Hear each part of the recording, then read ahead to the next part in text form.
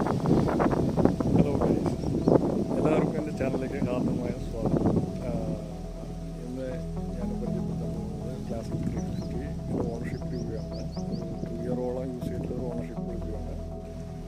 എല്ലാവരും എൻ്റെ channel subscribe ചെയ്യുക, ബെല്ലൈക്കൺ എനേബിൾ ചെയ്യുക.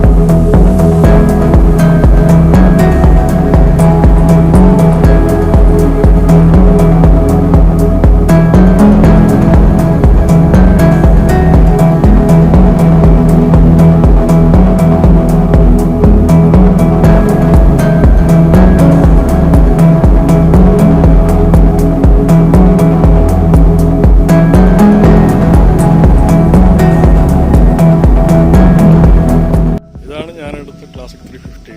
ഇത് 2023 മോഡൽ വണ്ടിയാണ്. ഞാൻ എടുത്തത് ഫെബ്രുവരി 4-ാം തീയതിയാണ് എനിക്ക് വണ്ടി കിട്ടിയത്, 2023.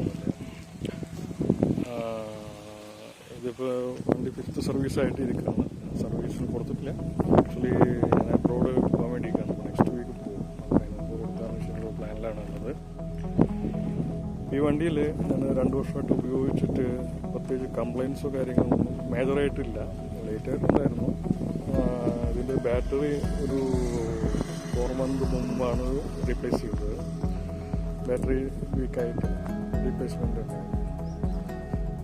പിന്നെ ഇതിൽ പറയാനുള്ളതായിട്ട് മൈന്യൂട്ടായിട്ടുള്ള കുറച്ച് കാര്യങ്ങളാണ് ഇതിനകത്ത് പറയാനുള്ളൂ.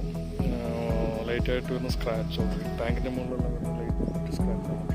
പക്ഷേ നല്ല ലൈറ്റായിട്ട് സ്ക്രാച്ചുകൾ വരുന്നു. പിന്നെ ടയറെല്ലാം നമുക്ക് ലാസ്റ്റ് ചെയ്ത് ടയറെല്ലാം എല്ലാവരും ഉപയോഗിക്കുന്ന പോലെയാണ് അതിൻ്റെ ഒരു ഇത് വരുന്നത്. ഇതിനകത്താണെന്നുണ്ടെങ്കിൽ ഇപ്പോൾ ഒരു 20,000 കിലോമീറ്റേഴ്സോളം വണ്ടി ഓടിയിട്ടുണ്ട്. അതിപ്പോൾ നമുക്ക് ടയറിലാണ് നോക്കുന്നത് ഏകദേശം ഒരു 20,000 കിലോമീറ്റർ കൂടി ഓടാനുള്ളൊരു ടയർ ഗ്രിപ്പ് ഇതിനകത്താണ്.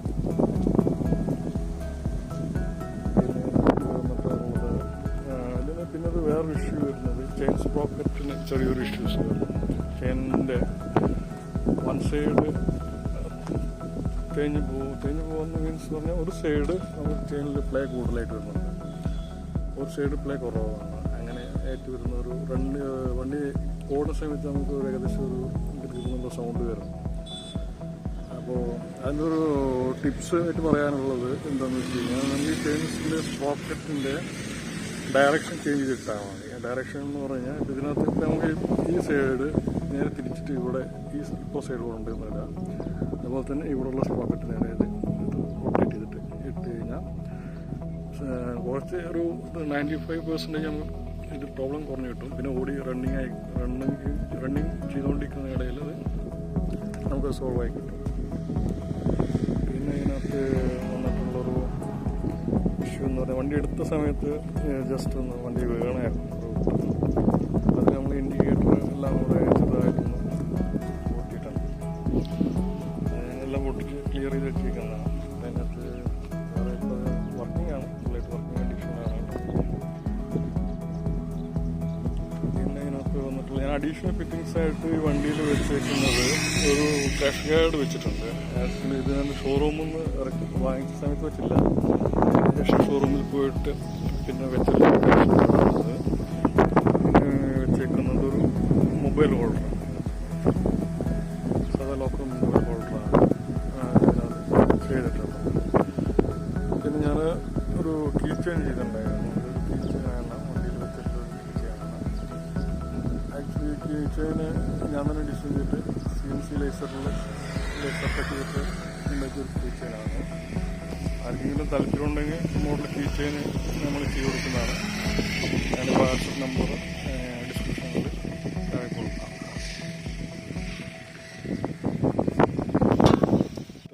വണ്ടി ഓടിയിട്ടുണ്ട് ആക്ച്വലി. അതുപോലെ അതുപോലെ തന്നെ ഈ വണ്ടിയുടെ സൗണ്ട് നിങ്ങൾക്ക് കേൾക്കും. അത് കമ്പൗണ്ട് ചെയ്തിട്ട് ആ സൗണ്ട് പമ്പിന് സൗണ്ട് സ്റ്റാർട്ടായത്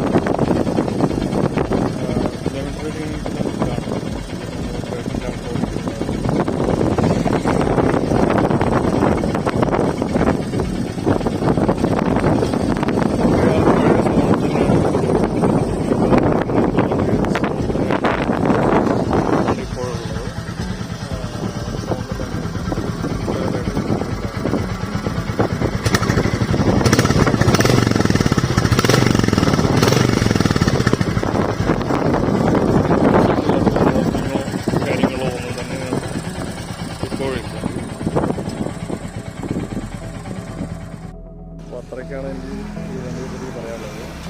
ഈ വണ്ടി എടുത്തതിൽ 100% സാറ്റിസ്ഫാക്ഷനാണ്. ഞാൻ നമ്മളുടെ ബൈക്കുകൾ യൂസ് ചെയ്യാൻ ഒരുപാട് കംപ്ലയിൻസും കാര്യങ്ങളെല്ലാം ഈ വണ്ടിയിൽ അധികം കംപ്ലയിൻസും മേജറായ ഇഷ്യൂസും കാര്യങ്ങളും ഒന്നും തന്നെ ഇല്ല. നോർമൽ എല്ലാ ബൈക്കുകൾക്കും വരുന്നൊരു ചെറിയ ഇഷ്യൂസും കാര്യങ്ങളാണ് ഈ വണ്ടിയിൽ ആകപ്പാടെയുള്ളത്. ഈ വണ്ടി എടുത്തതിൽ വളരെയധികം സാറ്റിസ്ഫൈഡാണ്. നല്ലൊരു ലോങ് ഡ്രൈവ് എല്ലാം പോകുന്നതൊക്കെ വളരെ നല്ലൊരു വണ്ടിയാണ്. ലോങ് ഡ്രൈവ് എല്ലാം പോകുന്നത് വയനാടെല്ലാം പോകുന്നത് ലോങ് ഡ്രൈവ് വയനാട് അതുപോലെ തന്നെ കോഴിക്കോട് എല്ലാം ഒരു 300 kilometres one side clear cover ചെയ്യും. വൺ ഡേ കവർ ചെയ്യും. അത് ഈ വണ്ടിയിൽ മേജറായിട്ട് ഇഷ്യൂസ് കാര്യങ്ങളൊക്കെ.